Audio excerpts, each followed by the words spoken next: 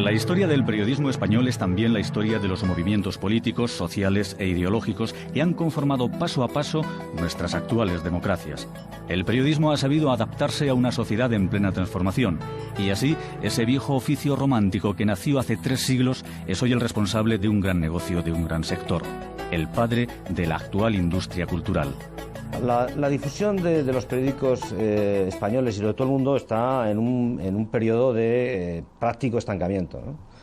Y es verdad que Internet, y no solamente Internet, sino otros medios, otros soportes de transmisión de información masiva, como la televisión, como la radio, pues frenan o han frenado o están limitando la capacidad de aumento de la difusión de la prensa escrita, que además es un soporte en el que no se reconocen muchas nuevas generaciones de jóvenes que no leen en papel o que leen más bien en medios audiovisuales o en medios electrónicos.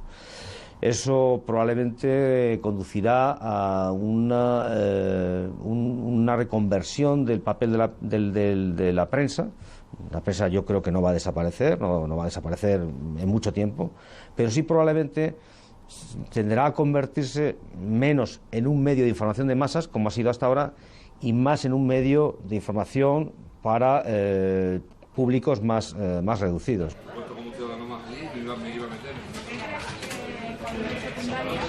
Internet, desde luego, va a transformar a los periódicos y a la prensa, eso no cabe ninguna duda. Bueno, de hecho, los está transformando.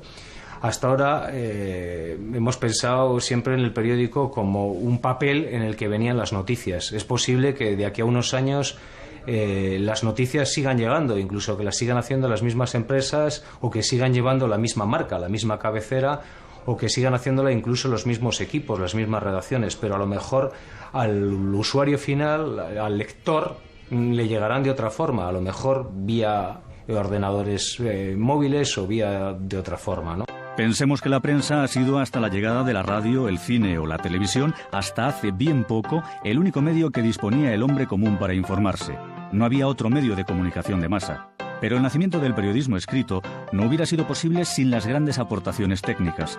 Si la llegada de la imprenta supuso una revolución en el almacenamiento de nuestro conocimiento, la aplicación de la máquina de vapor a la reproducción impresa a principios del siglo XIX y el desarrollo de la industria del papel o la mejora de la calidad de la tinta permitieron aumentar en cantidad y calidad los ejemplares periódicos.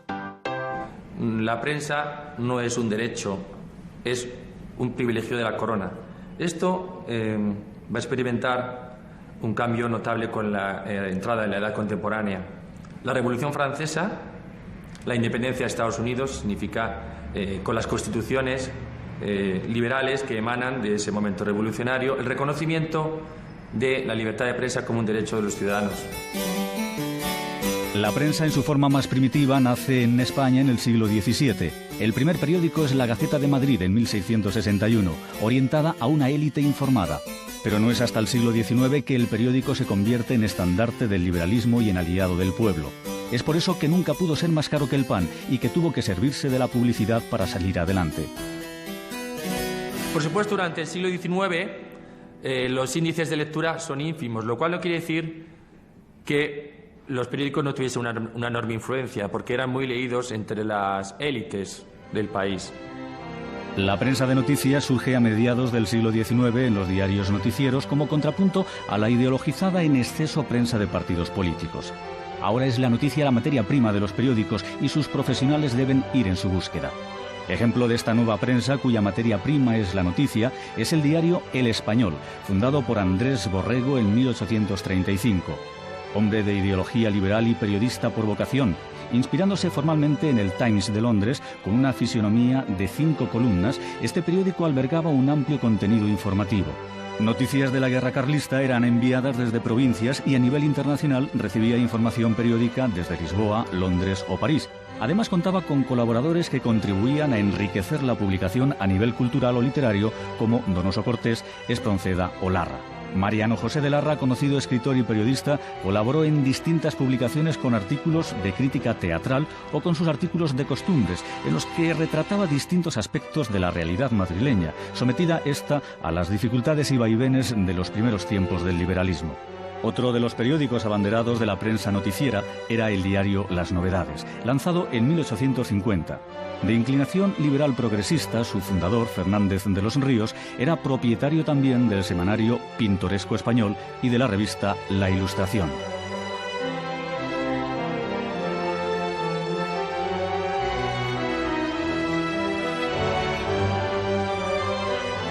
En 1874, la red de ferrocarriles permite a los diarios madrileños distribuir sus tiradas por todo el país. Otro de los periódicos más importantes del momento fue El Imparcial, de Eduardo Gasset de Artime, que aunque tenía un carácter eminentemente informativo, dio mucha importancia al elemento literario en sus páginas, como demuestra su célebre suplemento literario Los lunes de El Imparcial. Desde mediados del siglo XIX tenemos, por tanto, un nuevo tipo de periodismo, el llamado periodismo de empresa, informativo o noticiero, cuyo prototipo o exponente más acabado va a ser, sin duda, un periódico madrileño llamado El Imparcial, el periódico de la familia Gasset, un periódico liberal, avanzado, que nace en vísperas de la Revolución de septiembre del 68, de 1868, en vísperas del derrocamiento de Isabel II. De hecho, El Imparcial estuvo implicado en los preparativos de esa revolución gloriosa de septiembre de 1868. Fue el principal apoyo de Prim como hombre fuerte en el periodo constituyente. Luego apoyó la monarquía de Amadeo de Saboya y durante la República el periódico consiguió atravesar ese periodo, el sexenio democrático, como primer periódico español.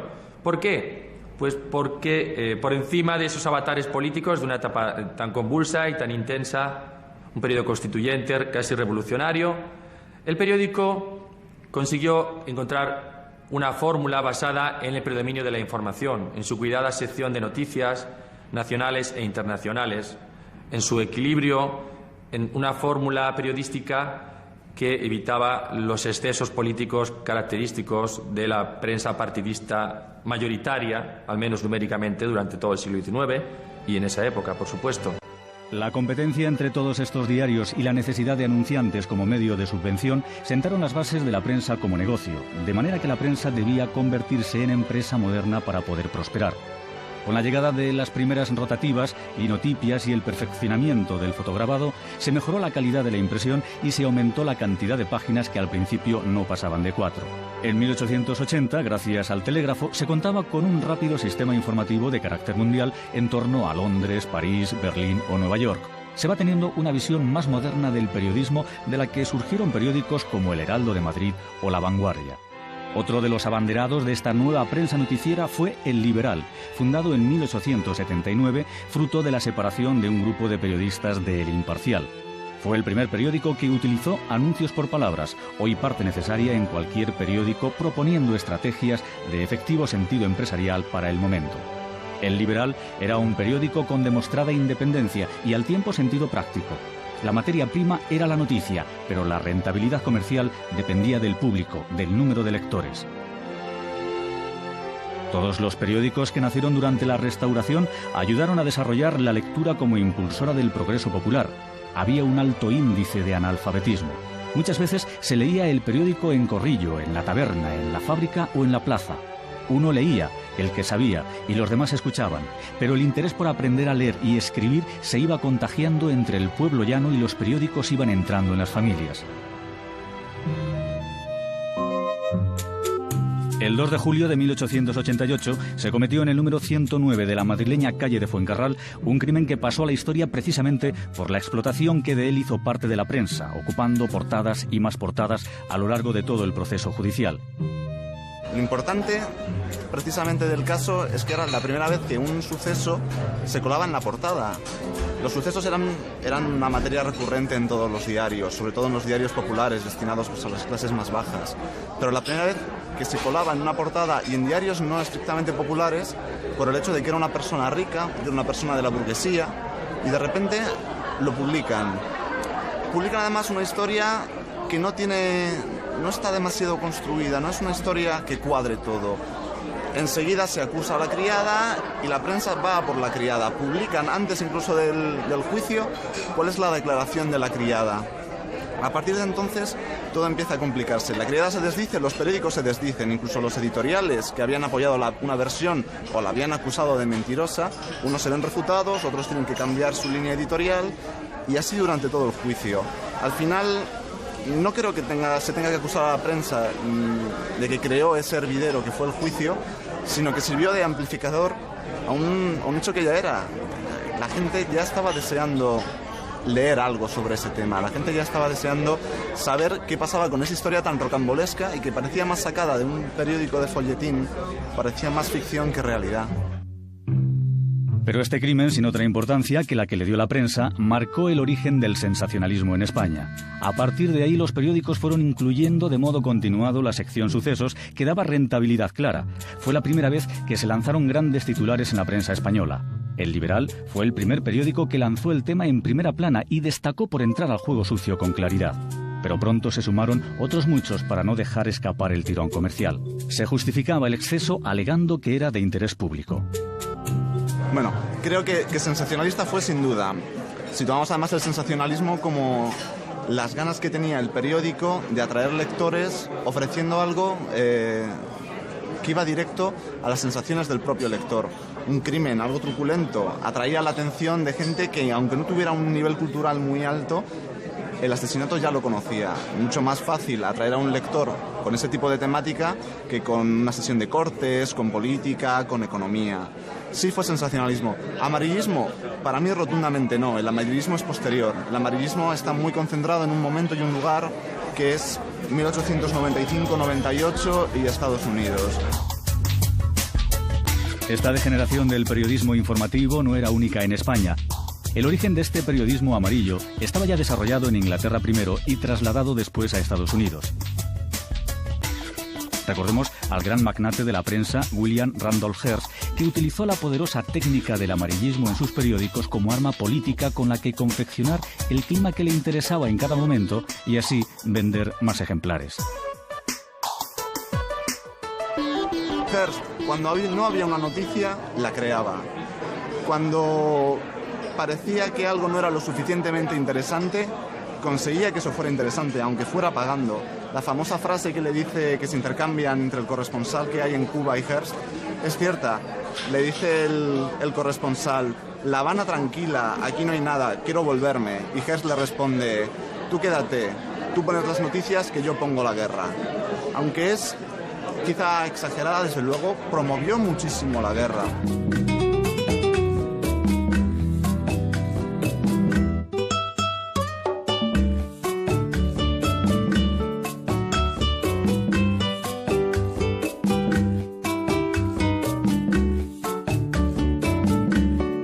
Cuando ya estalla el Maine, el ambiente está lo suficientemente caldeado como para que al tercer día se empiece a publicar Guerra, el artefacto enemigo que ha hundido el Maine, cómo el enemigo ha podido hacer esto.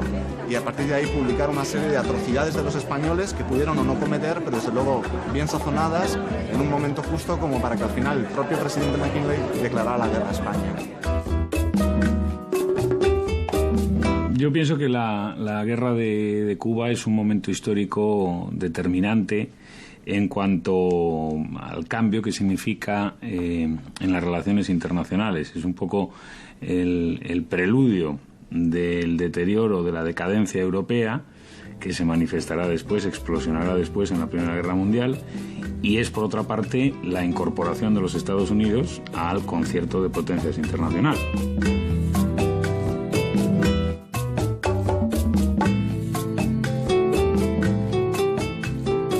Salvo excepciones, la mayoría de la prensa española alentaba las esperanzas de triunfo, menospreciando la fuerza de Estados Unidos y apelando al patriotismo del pueblo y de los gobiernos.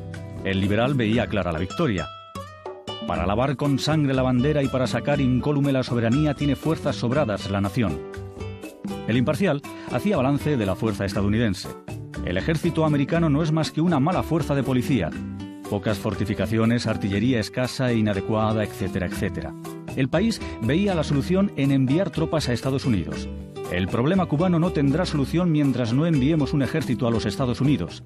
Pero la prensa se equivocaba. El 25 de abril de 1898, Estados Unidos consigue el aprobado internacional y se declara la guerra a España. Esos grandes periódicos de la España final del siglo, el Liberal, el Imparcial, la Correspondencia de España, en líneas generales eran unos periódicos que defendían el status quo del régimen y también su situación internacional y su presencia internacional. Por consiguiente, naturalmente, digamos, no hubo ninguna oposición por parte de la prensa española de mayor tirada a el enfrentamiento armado con los Estados Unidos, por cuanto Cuba y las posesiones españolas en el exterior eran una parte del régimen de la Restauración muy importante. Por otro lado, la prensa española de alguna manera propagó, también con un sentido de propaganda política muy claro, la idea de que España mantenía una superioridad tecnológica, cultural y política, en resumidas cuentas de poder, con respecto a los Estados Unidos. La realidad fue muy otra. La realidad fue que los norteamericanos llevaban más de 100 años dejando de ser un país postcolonial, y precisamente España o la guerra de Cuba y el ejército español iban a ser, lamentablemente para nosotros, desde el punto de vista histórico, de alguna manera los conejos de Indias de ese salto, de esa salida de los Estados Unidos al panorama internacional. El 1 de mayo, Estados Unidos entra en la bahía de Manila, destroza la marina española, que quedó aplastada ante la evidente superioridad de la moderna flota americana. Barcos de acero contra barcos de madera dieron el mismo resultado que en la bahía de Santiago de Cuba. Tras el desastre del 98, España perdía sus últimas colonias: Cuba, Filipinas y Puerto Rico. No era la gran nación que creía. La ceguera de los periódicos había quedado de manifiesto ante el país entero. La opinión pública se sentía engañada por la prensa y por el irresponsable tratamiento del problema de Cuba. No se había profundizado en la verdadera situación. Se había llegado a publicar que los soldados estadounidenses, dada la falta de medios, realizaban la instrucción con escobas.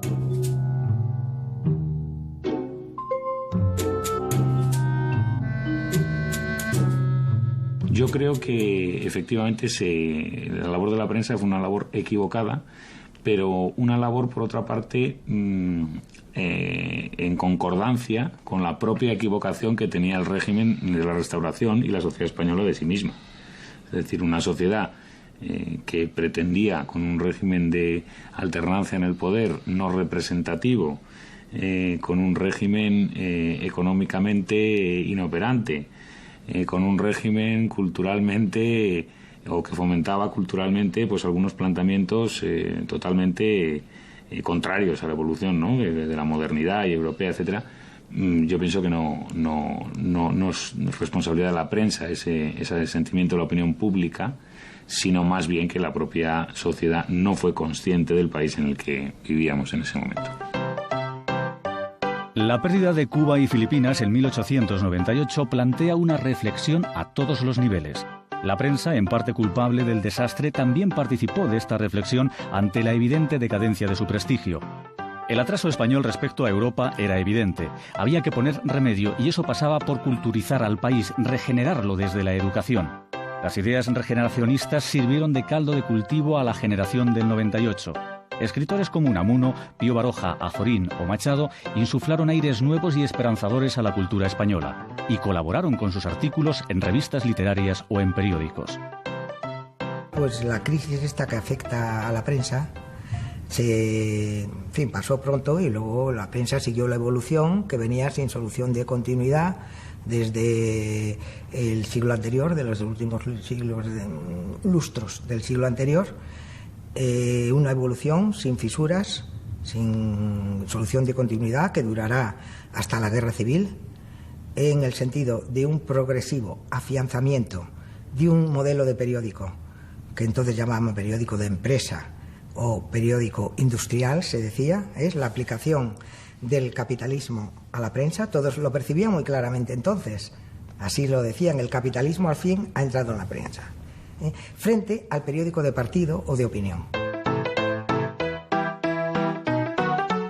En las 2 primeras décadas del siglo XX nacen 3 diarios que tendrán un fuerte protagonismo, como son el monárquico ABC, el católico El Debate y el liberal progresista El Sol. 3 diarios distintos en estilo y en ideas, cuyos empresarios editores contribuyeron a convertir el periodismo en una actividad profesional, en una profesión que exigía dedicación completa y, en consecuencia, sueldos más altos. Es el caso de ABC, que al poco de nacer podía ofrecer a sus periodistas 50 duros al mes, un sueldo que no ofrecía ningún periódico del momento y que atrajo a fieles colaboradores como por ejemplo Azorín, que aunque de ideas anarquistas en su juventud, había derivado hacia una tendencia liberal conservadora. ABC tenía una amplia plantilla de periodistas profesionales bien pagados y contaba con corresponsales en el extranjero. En 1903 empezó como revista semanal, luego bisemanal, aunque desde luego anunciando desde el primer número que el proyecto de su fundador, Torcuato Luca de Tena, era convertirlo en diario en cuanto le llegara la maquinaria apropiada, cosa que ocurrió el 1 de junio de 1905. ABC se declaraba monárquico, su punto de vista era liberal conservador y su tratamiento de la información era ágil y moderno. Su editor, el empresario periodista Torcuato Luca de Tena, había utilizado la misma fórmula gráfica que en su exitoso semanario, la revista ilustrada Blanco y Negro. Por un lado, era un periódico muy bien organizado, concebido como un periódico de empresa, con una administración muy buena, Por otro lado, un periódico que incorporaba, sí, lo gráfico. Otros hubieran podido hacerlo, pero no querían. Eso de los monos parece que era... A los monos, se decía despectivamente. Le restaban al texto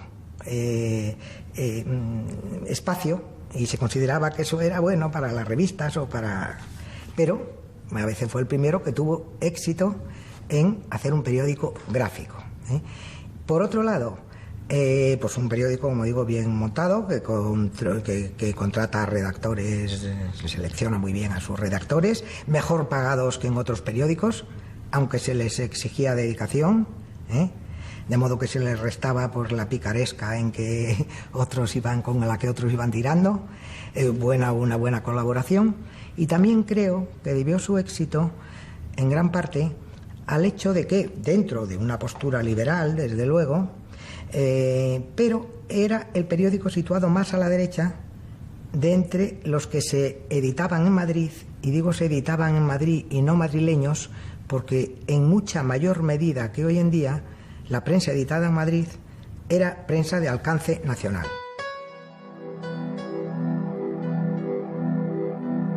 Hasta la aparición de ABC, los diarios no utilizaban la fotografía como método de aproximación al lector, pues solo una empresa arriesgada podía asumir esos costos de imprenta tan altos.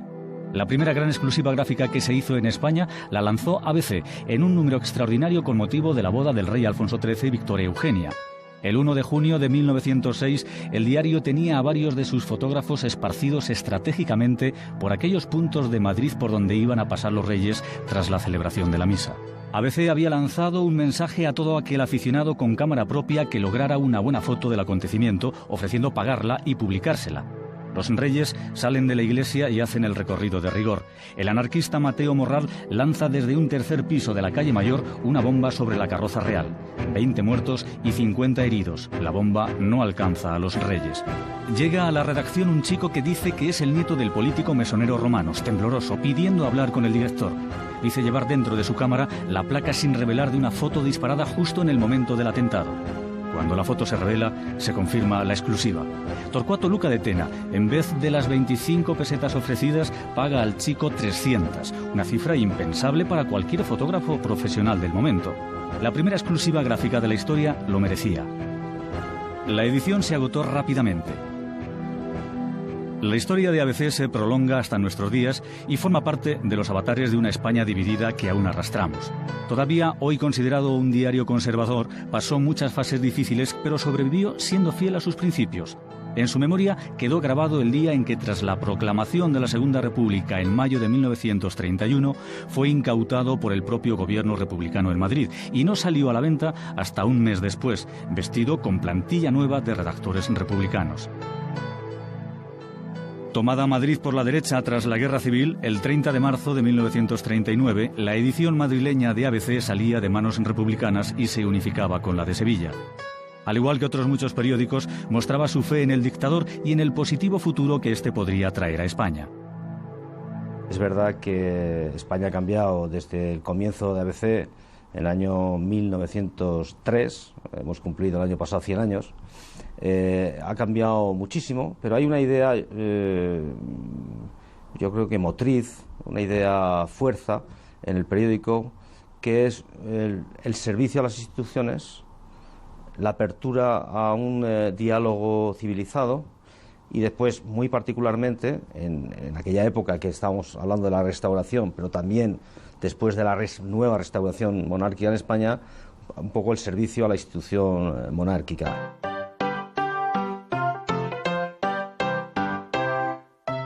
Hasta ese momento, la profesión periodística no exigía una formación concreta. No había escuelas ni universidades específicas que consolidaran el periodismo como disciplina teórica. Otro diario de gran notoriedad pública fue El Debate, de tendencia muy conservadora pero innovadora en formas, que constituye el punto de referencia en la prensa católica del momento. Un periódico nacido en 1910 como respuesta al anticlericalismo reciente de algunas publicaciones que abogaba por un periodismo limpio con su catecismo de la buena prensa. Su verdadera fundación, por decir, es cuando en 1911 se hace cargo de él la Asociación Católica Nacional de Propagandistas, y es el primer gran diario católico, el primer diario católico a la altura de los tiempos.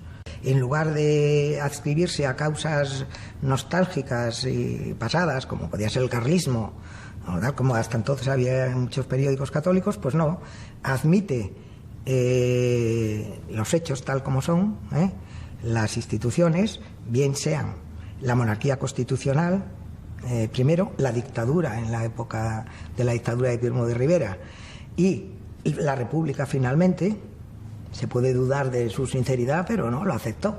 Y eso fue la causa de que luego no le dejaran seguir publicándose después de la Guerra Civil, sino únicamente a un periódico de la misma empresa ya, que se había fundado como vespertino, más ligero, se estaba menos marcado por esa aceptación de la República, nacida en el año 35, y fue el que pudo publicarse después. Entonces El Debate pues tiene un periódico de no mucha difusión, puesto que no podía serlo, era un periódico muy serio, muy denso, pero sí muy influyente.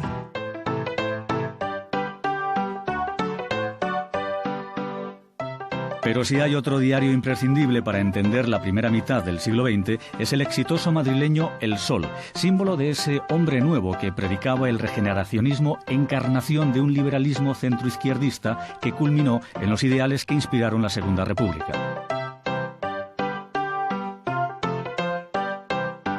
Sus fundadores, Nicolás María de Urgoiti, un empresario papelero, y José Ortega y Gasset, filósofo, que le dio un soporte ideológico necesario para hacerlo, además de rentable, el símbolo de una generación nueva. Con 12 páginas de gran formato y abundante información de provincias y del extranjero, El Sol se convirtió en un importante diario noticiero con clara tendencia política e información de calidad, que reencarnó el espíritu de un liberalismo reformista opuesto al caduco liberalismo de la Restauración y que alcanzó tiradas importantes que llegaron hasta los 70.000 ejemplares. En su 6º aniversario decía que sus lectores constituyen una selección española cada día más numerosa. Política, cultura, sociedad eran temas de primera para un periódico preocupado por el individuo y su realización en una sociedad libre. Desde 1918 salía cada día acompañado de un semanal especial, toda una novedad. El diario costaba una perra gorda y por 10 céntimos más el lector podía obtener un especial dedicado cada día a una rama del saber.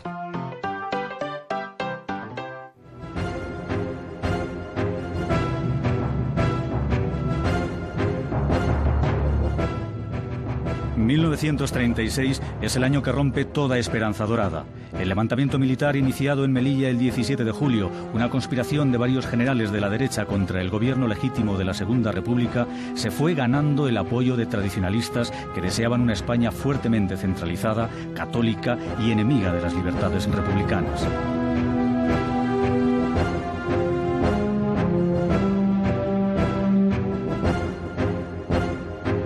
El bando llamado Nacional de los generales rebeldes van a ser expropiados y todos los periódicos pertenecientes a sindicatos o a la izquierda, y esos van a comenzar a ser editados por Falange. Empresas de tipo tradicional como el ABC de Sevilla van a seguir funcionando. En el bando republicano, leal al gobierno de la República y a la Constitución, también se van a producir expropiaciones de todos aquellos periódicos pertenecientes a empresas con vinculaciones claras con los facciosos, y estos van a ser o tomados por los sindicatos y administrados por ellos, o repartidos entre los distintos partidos políticos, ya utilizando la misma cabecera, por ejemplo, ABC, Diario de la República, que fue de izquierda republicana, o, por ejemplo, el Ya, o el Debate Católico, en cuyos talleres y redacción se instaló Mundo Obrero del Partido Comunista. Entonces, eso es... y eso pasa en los primeros días, en las primeras horas, un reparto de una reorganización por completo de las cabeceras y de las empresas y de los locales y de los trabajadores. Durante la guerra, y aunque el papel es cada vez más escaso, nacen periódicos de prensa miliciana apoyados por los partidos o sindicatos de izquierda. Prensa efímera y sin alardes técnicos ni fotográficos, de pocas páginas, pero que jugó un papel decisivo en el aglutinamiento de las fuerzas. Dos ejemplos de prensa de guerra en el Madrid republicano son Milicia Popular y No Pasarán, ambos en 1936, vitales para entender la resistencia de las tropas republicanas a la ofensiva franquista. Del bando de los republicanos, al tener mayor apoyo por parte de la intelectualidad, nacen revistas culturales como El Mono Azul y Hora de España, esta última surgida en Valencia con la intención de buscar el apoyo de intelectuales de otros países. Estos periódicos, por supuesto, son desde el primer momento instrumentos de propaganda de guerra, con una curiosa diferencia. Digamos que en el bando franquista, aunque cuesta trabajo, termina habiendo una sola voz, que es una regla básica de la propaganda: un director de orquesta.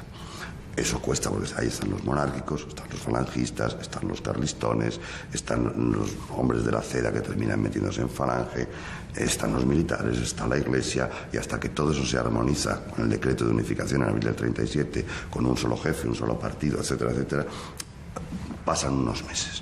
Pero no hay que olvidar que en el bando republicano siguen vigentes los artículos de la Constitución que prevén la libertad de expresión, y que, por lo tanto, esa libertad de expresión se ejerce. Claro, no la ejerce ni la Iglesia ni los facciosos, pero hay opiniones muy diferentes, y eso desde el punto de vista de la propaganda es muy negativo.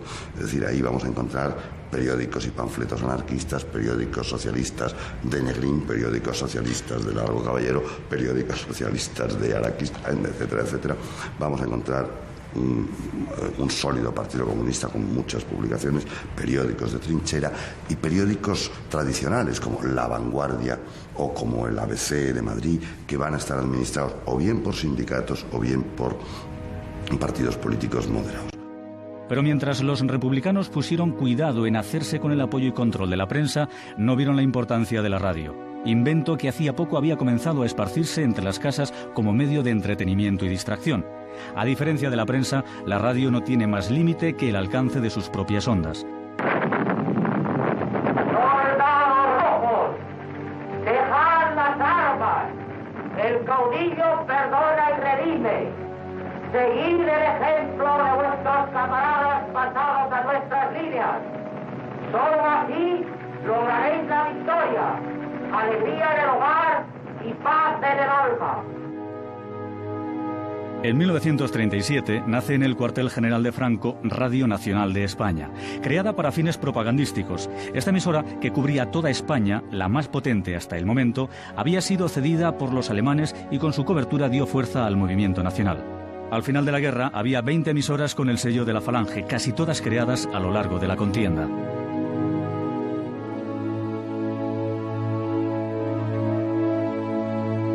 La victoria de la Falange sumerge a España en 30 años de franquismo bajo una dictadura militar que concentra todo el poder político en manos del jefe del Estado y del gobierno, el general Franco, cuyos ministros eran nombrados a dedo por él mismo.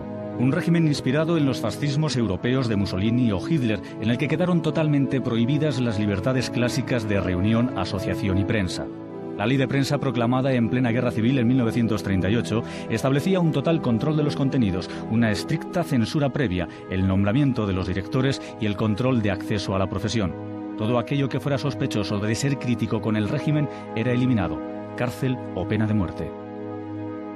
Sí, los primeros tiempos de la dictadura especialmente, es decir, hasta que los españoles pudieron viajar y salir, y hasta que a través del turismo vinieron gentes de fuera y pudimos ver sus formas de vida normales, trasplantadas a España, la imagen que del exterior, sobre todo, teníamos los españoles estaba muy limitada por las informaciones. Hay que pensar en un país con muy poca capacidad de movimiento por la pobreza general en la que está sumido hasta mediados de los años 60 por lo menos.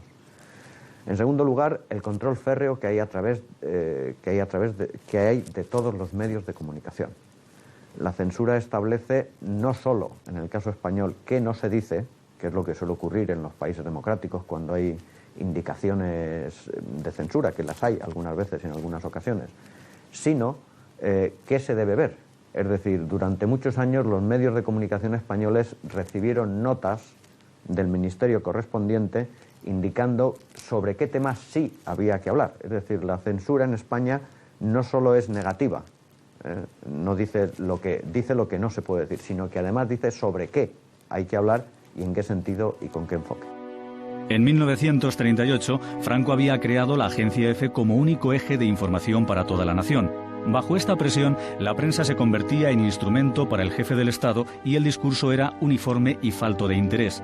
No había más ideología que la obligada. Si en Madrid había 18 diarios de ideologías variadas antes de la guerra, tras ella solo quedaron 3 de tinte conservador: ABC, Informaciones y Ya.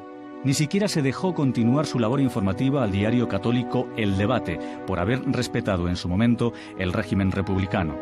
La fuerte represión llevó a huir a muchos escritores y personalidades de una cultura antes dorada que cantaron su dolor desde el exilio y dejaron al país sin identidad cultural.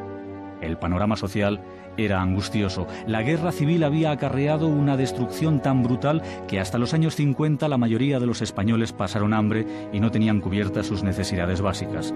Tras la Segunda Guerra Mundial, la ONU, al igual que antes habían hecho Gran Bretaña, Francia y Estados Unidos, condenaba el régimen político español por ser ilegítimo e invitaba a otros países a que retiraran sus embajadas de España.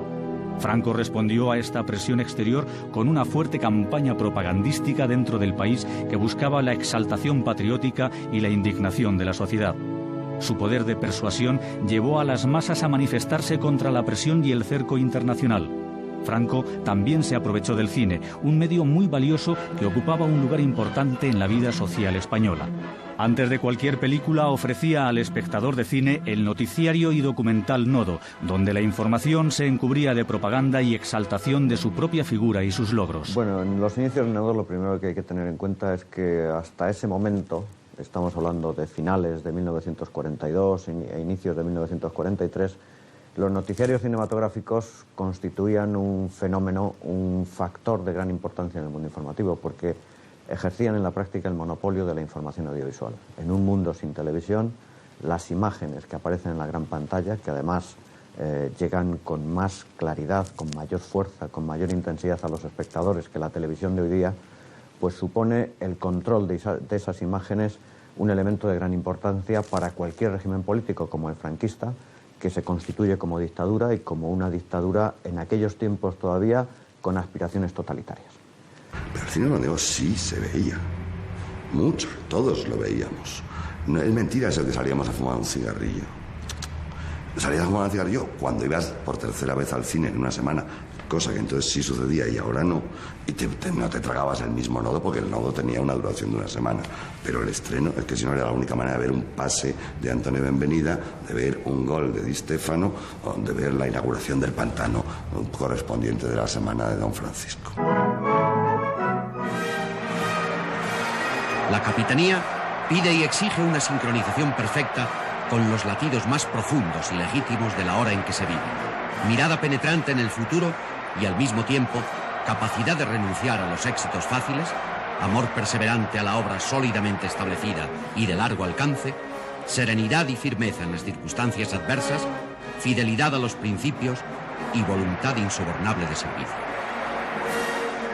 Nodo tiene una gran importancia histórica, claro, porque la imagen, el imaginario español sobre muchos temas se construyó precisamente en base a lo que ellos veían, y lo que ellos veían era lo que Nodo querían que vieran. Podrían pensar que no era muy exacto, pero no había otra cosa. O sea que en ese sentido, una buena parte de nuestros recuerdos de una España que vivimos, pero que no vimos, la vimos a través de Nodo, claro.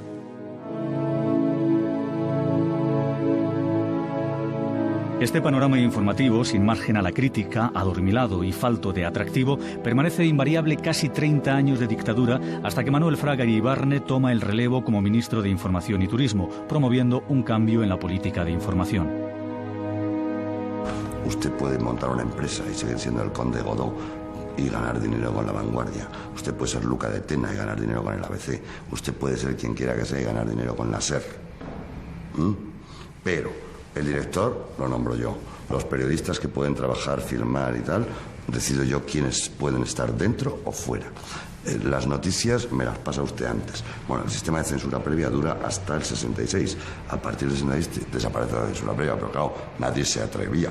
Había un famoso artículo 2 donde decía que está todo permitido, excepto.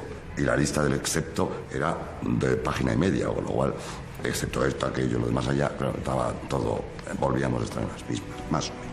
No exactamente, Con la Ley Fraga de 1966 desaparece la censura previa y aunque permanecen otras formas de control y presión, es cierto que se percibe cierto aperturismo en la información. Cualquier crítica al régimen es igualmente perseguida, pero hay lugar para un debate más variado.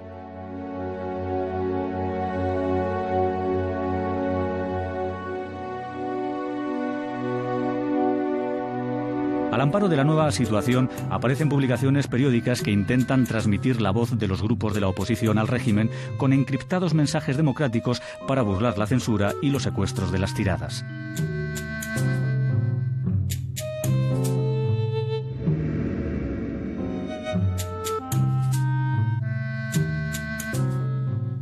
En el régimen de Franco había, como todo el mundo sabe, familias, vamos a decir, sensibilidades distintas, opciones distintas. Podían ser los tecnócratas del Opus, los falangistas más nostálgicos y revolucionarios, los menos, la Iglesia en todas sus versiones, sectas, organizaciones, ACNP, Opus Dei, etcétera, etcétera. Entonces, estos se expresaban a través de periódicos, y eran periódicos que todo el mundo sabía. Tú sabías que te comprabas el Ya, estabas viendo a los obispos. Si te comprabas el ABC, cuando les dejaban, te sacaban a Don Juan. Si te comprabas El Pueblo, y había hasta polémica. Yo recuerdo unas falsas polémicas entre la Riva y El Pueblo, entre Emilio Romero y Capmany, que no se podían ni ver. Sí, es indudable que la acción de la censura hizo que apareciera un lenguaje distinto, un lenguaje podríamos llamar para iniciados. La prensa tenía dos niveles de lectura. El nivel normal, del lector normal, que hay que decir que era, en términos generales, bastante reducido. O sea, se leía poca prensa en España. Bueno, se lee poca ahora, pero se leía menos todavía entonces.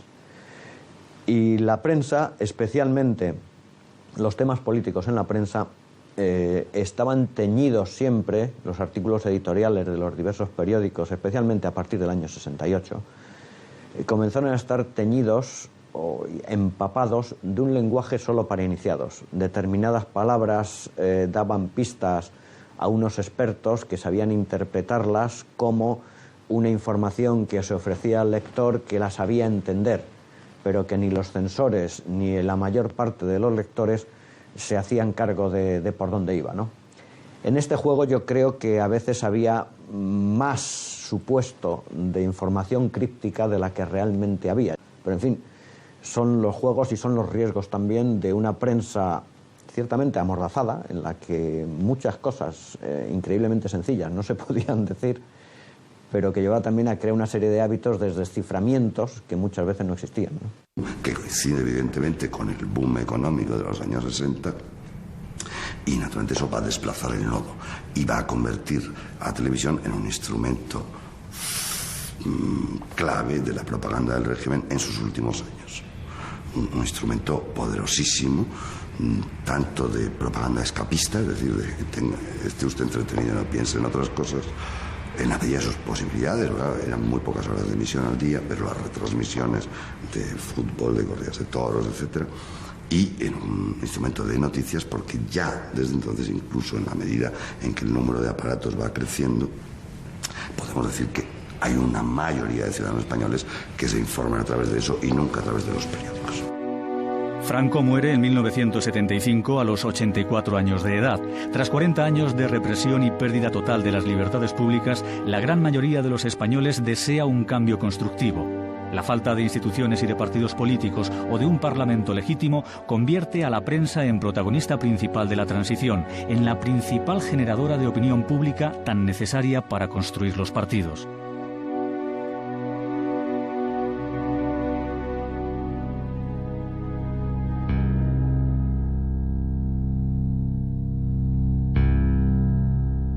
Yo creo que fue el público. El público convirtió los parlamentos de papel, el parlamento radiofónico, quizá hasta el 82 parlamento de papel y después ya radiofónico en su totalidad.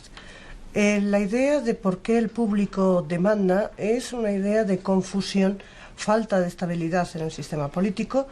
Pasamos también por una crisis económica, entonces hay una cierta inseguridad que hace que el público se vuelque a demandar, y luego la forma en que se estaba negociando políticamente una constitución muy consensuada, donde tenían que hacer los medios de comunicación de ser portavoces de esa negociación. Parece difícil porque las instituciones actuales tienen una difícil transformación como no sea sobre la base de un cambio radical. Yo diría una imposible transformación como no sea sobre la base de un cambio radical, lo cual no quiere decir de ninguna manera de un cambio violento.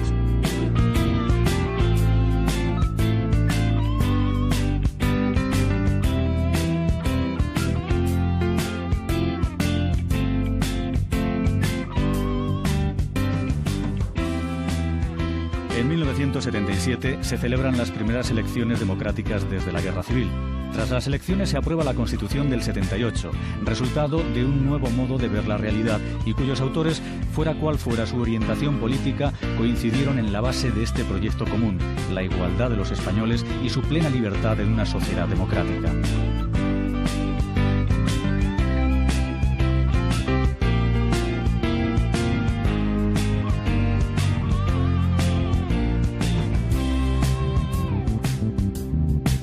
Pensemos que en términos políticos, cuando muere Franco, la prensa cubre las necesidades informativas de lo que ahora llamaríamos el centro derecha. Pero todo el centro izquierda no tiene, o todo lo que no es, digamos, esta área, no tiene sus necesidades informativas cubiertas. Esto es lo que permite la salida de muchos medios, que los más conocidos, los más emblemáticos son el Avui en Barcelona y El País en Madrid, que conectan con estos sectores desprovistos de unos sistemas de información modernos y adecuados. No solo son estas cabeceras, sino que se produce una explosión de medios de partido, locales, ligados a algunas instituciones, marginales, de humor. Se produce, ya digo, una explosión. Nuevos diarios como El País o Diario 16 protagonizan la transición española mientras los periódicos del movimiento van desapareciendo. El periodismo vuelve a ser carrera abierta. De las recién abiertas facultades de Navarra, Madrid y Barcelona sale una nueva generación de periodistas que aporta aire fresco y esperanza a la profesión. La transformación sociopolítica del sistema democrático origina una demanda cada vez mayor de información por parte del ciudadano. Esta demanda posibilita un rápido crecimiento en el mercado de la prensa que comienza a manejar cifras de gigante. La facturación publicitaria asciende y constituye cada vez más un mercado rentable. Los periódicos invierten en modernizarse y realizan una profunda renovación tecnológica y asumen arriesgados retos creativos. Pero la liberalización informativa trae también una mayor competencia que obliga a los periódicos a concentrarse en grupos de comunicación que incluyen varias publicaciones. Probablemente eso afecte también a la propiedad de los medios. Cada día es más normal la participaciones cruzadas, ¿no? El Mundo es un periódico propiedad de Riccioli y Corriere della Sera, que es uno de los primeros grupos de comunicación, si no el primero, de Italia.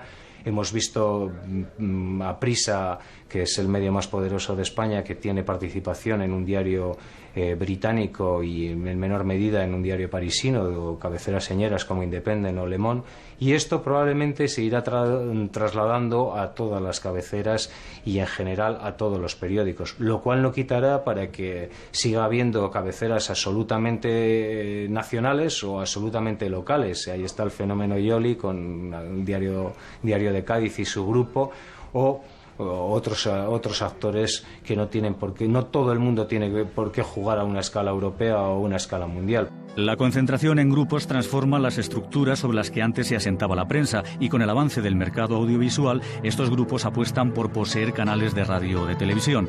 La prensa da el pistoletazo de salida a los grupos multimedia. En 1988 hay 10 grupos importantes que se reparten el 72% de la prensa diaria. Efectivamente, hay un proceso de concentración prácticamente en todos los países del mundo. En este momento ABC pertenece a un grupo que es Grupo Vocento, que resulta de la fusión de dos grupos anteriores, Grupo Prensa Española, que ha sido el editor tradicional de ABC desde su nacimiento, y el antiguo Grupo Correo, que agrupaba en aquel momento a 11 grandes cabeceras regionales de prensa en España, ¿no? Además de estas cabeceras, es decir, el grupo Vocento, que es el resultado de esta fusión, está presente también en el terreno de la radio. Acaba de poner en marcha una nueva cadena, que es la cadena Punto Radio, en colaboración con otros socios. Está presente en la televisión a través de una red de televisiones locales y también de Telecinco. Y en el terreno de la producción de televisión, es un grupo de comunicación con vocación de concentrar su actividad exclusivamente en la comunicación. A una economía global, a unos mercados que son prácticamente continentales, como en nuestro caso la Unión Europea, también debe seguir en alguna forma un nuevo escenario periodístico. Cada vez más los periódicos están jugando en esa escala europea. Hoy el Financial Times no es solo un periódico de Londres, es el periódico económico de Europa, incluso uno de los periódicos económicos mundiales. Es verdad que en la prensa generalista ese fenómeno siempre es mucho más tardío, porque lo que hoy sí se puede hablar de una prensa global es en las revistas de mujer, ¿no? Ahí están las ediciones de Marie Claire o de Elle, que son verdaderas multinacionales con más de 20 ediciones en 20 y tantas lenguas, ¿no? También está llegando a la prensa económica, como esos casos que hemos citado, y de otra forma y por otros medios a la prensa generalista. Una de las vías de acceso es Internet. Hoy en día, un web como el del Mundo.es tiene parte de su audiencia fuera de España, y eso es así gracias a una poderosa herramienta que tenemos en España, que es la herramienta del idioma, la herramienta del español. Y quizá los cambios más importantes en prensa se están dando ahora con la pérdida, si se quiere, de la función del periodista y la aparición del comunicador. Es decir, esa función del periodista tradicional, las empresas editoriales están copadas o están dirigidas por gente de marketing, no exactamente por periodistas. Esto, junto al regalo que ve cada lector de periódico, está trayendo nuevos clientes, está trayendo más beneficios a la prensa, pero está estabilizando también la prensa y está haciendo un periodismo muy poco innovador. La prensa ya no es como en su origen el único medio del que disponía el hombre común para informarse. Ya no es el único medio de comunicación. Hay otras muchas maneras de consumir información. Solo tenemos que encender la radio, la tele o conectar la red. Hoy el problema del individuo es como nadar en el exceso de información. En un día podemos acceder a tanta información como la que se tenía antes en toda una vida. Las redes comunicativas son continuas y entrelazan a todos los países. El caudal es infinito, interminable. Pero nuestro tiempo es limitado. Solemos tener prisa. Hay pues que separar el trigo de la paja, consumir la información de modo responsable. Si la prensa sigue existiendo es porque se trata de uno de los pilares imprescindibles en cualquier sociedad que defienda verdaderamente los valores democráticos. El número de lectores y el tipo de prensa de un país es síntoma del nivel cultural que este país ha alcanzado, y somos los ciudadanos los que marcamos la cantidad y la calidad de lo que se lee. Una tarea que repercute directamente en la formación de las generaciones futuras.